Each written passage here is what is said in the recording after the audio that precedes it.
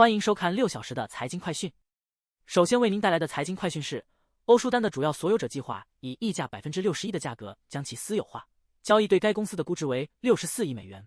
该交易得到了主要股东的支持，将使公司管理层在竞争激烈的护肤品行业中获得更大的灵活性。接下来这条消息，意大利和法国签署合作意向书，建立联合地面防御工业中心，旨在加强欧洲国防工业。我们来看一下，特斯拉股价周一飙升。此前有报道称，其首席执行官埃隆·马斯克获得了中国批准，允许其在大陆部署自动驾驶软件 FSD。请看下面这条消息，由于美国国债收益率上升，股票市场难以为继，原因是投资者担心重演2023年收益率上升导致股市暴跌的情况。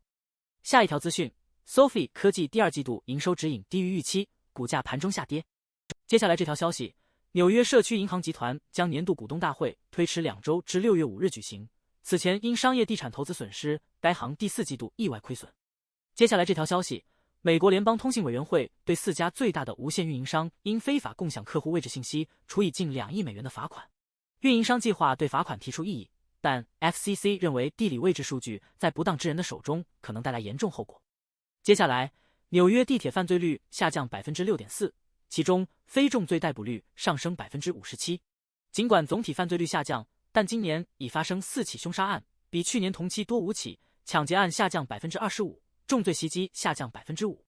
让我们关注美股周一开盘走高，本周将迎来美联储利率决议、月度就业报告和科技巨头财报。S&P 500指数上涨 0.1%， 纳斯达克指数上涨 0.2%， 道琼斯工业平均指数上涨约 0.2%。让我们关注 Peacock 流媒体服务将于7月18日涨价， Premium 计划和 Premium Plus 计划分别涨至 7.99 美元和 13.99 美元。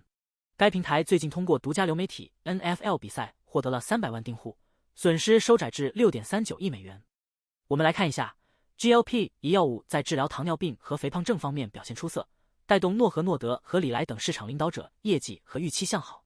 这2家公司将于本周公布1季度财报，投资者关注其 GLP 1产品组合。请看下面这条消息，美股周一收高，本周美联储将公布利率决议，公布月度就业报告，科技巨头7巨头将公布财报。我们来看一下，派拉蒙环球公司 CEO 鲍勃·巴基什辞职，公司将成立由3个部门负责人组成的 CEO 办公室接替他。此举正值公司计划与 Skydance Media 出售其控股权的谈判之际。请看下面这条消息，伯恩斯坦分析师上调苹果股票评级至跑赢大势，因看好人工智能更新带来的换机销售前景。